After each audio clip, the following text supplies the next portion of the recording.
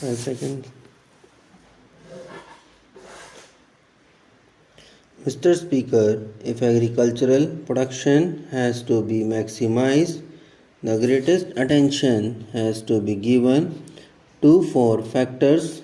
First, seeds should be of the right quality fertilizers and high yielding varieties of seeds, then improved pesticides and water. As regards these four factors, it is interesting to see that government or the ministry does not appear to have paid any attention to certain malpractices that have crept into these matters. Take for instance seeds. There is no mention at all of the fact that a large percentages of these so-called improved or high varieties of seeds are adulterated. What steps yielding has government taken in this regard? Is it not of vital importance that seeds should be pure and unadulterated? This effect on production is very great. Therefore, from this point alone, all possible steps should be taken to prevent adulteration. The farmer suffers because he spends money on costly seeds in order that he may get the best possible yield, but finds that the seeds are adulterated. Why has not government taken up this question in its own hands? Every state government interferes in this matter. In fact, multiplication of seeds is done under the orders of the Agriculture Department of state after state, and yet when it comes to their quality control, adequate machinery does not exist. Then you come to the question of fertilizers. Again, these are of vital importance. What has happened? At one single stroke, government has doubled the prices of fertilizer and expects farmers to procure them in the required quantities, knowing fully well also that government fixes the prices of what they produced at a level which make it impossible for the farmers to pay these high prices for fertilizers.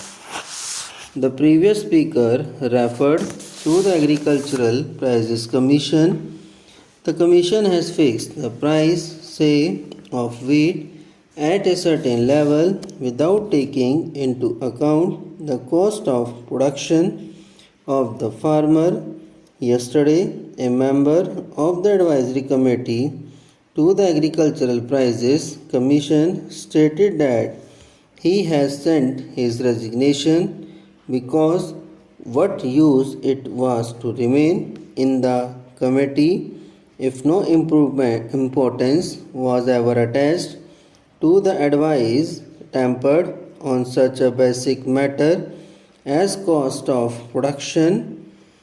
If cost of production is not taken into account, I would like to state here that it is difficult to see on what basis the Agricultural Prices Commission fixed the prices. Several agricultural universities have carried out surveys, and the results of these surveys are available. Punjab University carried out a survey, and other research students have also and have pointed out what the cost of production would be. For instance, in regard to wheat, they have arrived at the findings that the cost of production would be in the region of rupees 320, yet the procurement price is fixed at rupees 305. What is the justification for this in the face of the fact that the price of fertilizer, an important input, has been doubled? The prices have increased considerably, and many types of pesticides that are in the market today are adulterated. What steps have the government taken to ensure that the pesticides that in the market for sale to the farmers are of the right quality and are not adulterated ones? Is there any machinery in regard to drugs? At least in name, there is a drug controller in every state to see the drugs sold are not adulterated. In regard to pesticides, have not you set up any machinery to ensure that the pesticides are not adulterated? Last but not the least important factor for maximization of agricultural production is water. They say they have programs for increasing irrigation facilities. During the fourth plan, they wanted to bring in a considerable additional area under irrigation so that they could have assured water supply. They have similar programs in the fifth plan.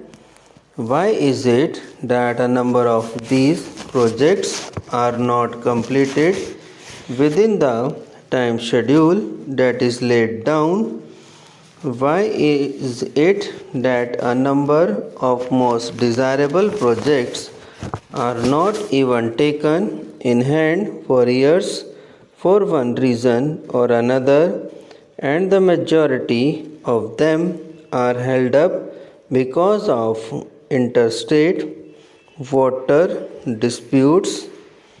What steps have been taken by the government to resolve these disputes? They say that they have no power.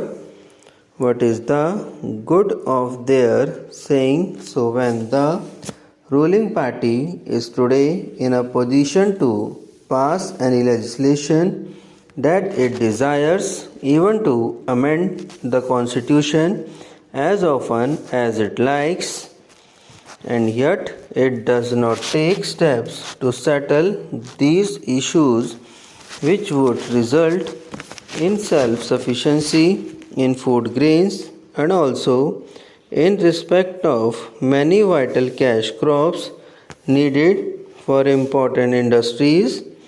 Why is it that we are unable to take any steps to settle these disputes and allow them to continue with no end in sight? A little while ago, I think a statement was placed on the table of the House saying that there were 157 projects outstanding in the scheme. Subscribe now and press the bell icon. Never miss an update.